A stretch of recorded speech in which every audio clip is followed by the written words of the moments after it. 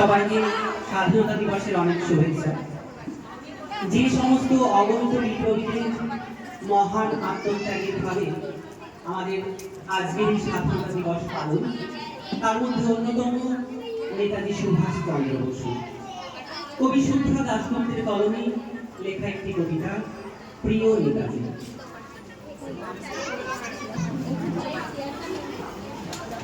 অনেকদিন ধরে তোমাকে চিঠি লিখতে ভাবছিলাম, কিছুতেই আর হয়ে উঠছিল না। আজ কোনো একটা ঘটনার নিরিখে তোমাকে চিঠি লিখতে বসলাম। ছোটবেলায় আমাদের দোতলা ড্রয়িং রুমে তোমার ছবি, জন্মদিনে বই পেতাম, সেখানেও তুমি। বাবার গল্পে তোমারই বিরক্ত, দেখতে দেখতে শুনতে শুনতে ক্রমে আমিও তোমার ভক্ত হয়ে গেলাম। বাবা বলতেন ইন্ডিয়ায় আর একজন নেতাজির দরকার ছিল। মা গাইতেন বীর সুভাষের মহান দেশ। দাদু বলতেন ছেলেটাকে ওরা শেষ করে দিল। ঠাম্মার চোখে তখন আচরের ফুল। এসবের মধ্যে বড় হয়ে ওঠা আমিও কেমন একটা ঘোরের মধ্যে থাকতাম। ভাবতাম পারতে পারতে তুমি, সব পারতে। যদি আর একবার আমাদের মধ্যে তোমাকে পেতাম। আজ উত্তর 40-এ আমার এক বিভোর, তুমি পারতে। কেননা দেশের মাটিতে দেশপ্রেমের মতো জোরালো একটা ঝাঁকুনি দেওয়ার ক্ষমতা তখন আর কারও ছিল না।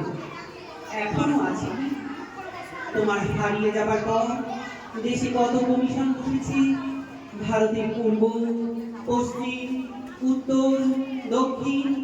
কোন পীর, কোন সন্তু, কোন দয়ালু বৃদ্ধকে দেখে ভুল করেছে সবাই। ছুটে গেছে তুমি মনে করে, কিন্তু ফিরেছে খালি হাতে।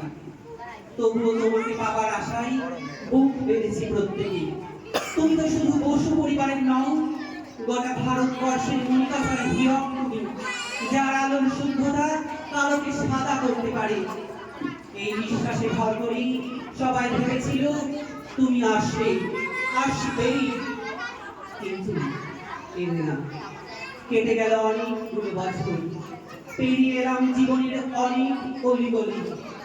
তুমি এখন বিমানবন্দরে, সভা সমিতিতে, রিসার্চ কেন্দ্রতে, এমনকি ছেলের নামকরণে।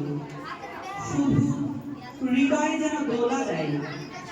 জানো, তোমার জন্মদিনটা এখন সবাই ছুটির দিন বলে আয়েশ করে, উপভোগ করে। আর ছেলেরা, তারা তো এখন দেশ থেকে বিদেশের খবরই বেশি রাখে।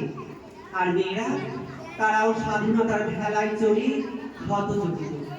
শুধু মাটি কাঁদে, সেই কান্না যেন ভূমিকম্প, খরা, এলনিনো, বন্যা হয়ে চারিদিক ভাসিয়ে দেয়। এখন অভিমান করে শুয়ে থাকতে আজ যখন ঘাড়ের উপর AK-47 এর নিঃশ্বাস, রক্তের হোলি খেলা ধর্মের জিগিরে, তখন শোনাও তোমার সেই আওয়াজ, আমি সুভাষ বলছি। মেয়েটা দেখে দৌড়ে এসে বলবে, মা মা দেখো, উনি আসছেন।